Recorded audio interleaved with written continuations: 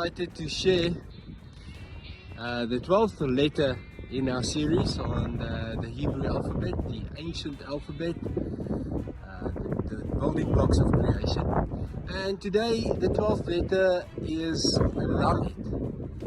And the Lamed is the 12th letter, so it has a value of 12. It has a gematria of 30. So it's interesting to note that the gematria start jumping in 10. We had 10 last week on the cuff, we had 20 last week on the cuff, and now we have 30 on the Lamed. And the reason I sat with the sheep today was that the Lamed, the pictograph of a Lamed is a shepherd's staff. And the shepherd's staff is very important, especially to the shepherd, as the shepherd will sometimes poke the sheep, and the shepherd would sometimes hook the sheep to drag them closer. So the shepherd's staff is a teaching tool. This is how the shepherd would teach the sheep.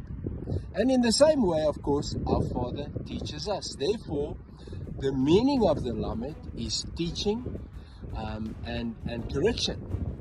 Furthermore, the Lamed is also, as 12, it is the perfect order, the perfect government, small beginnings to huge growth and expansion, as the Messiah was the absolute example with his 12 disciples.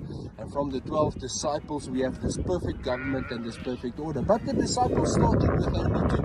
So Yeshua identified the first 2, and thereafter he continued to choose his 12. The 12 were close, and those 12 went and made 12 disciples of their own. So 12 is a perfect government, perfect order. That's also why we have the 12 tribes.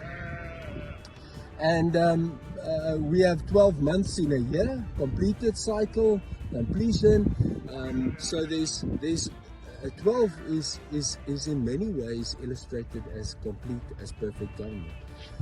Also, as the gematria of 30, very, very important.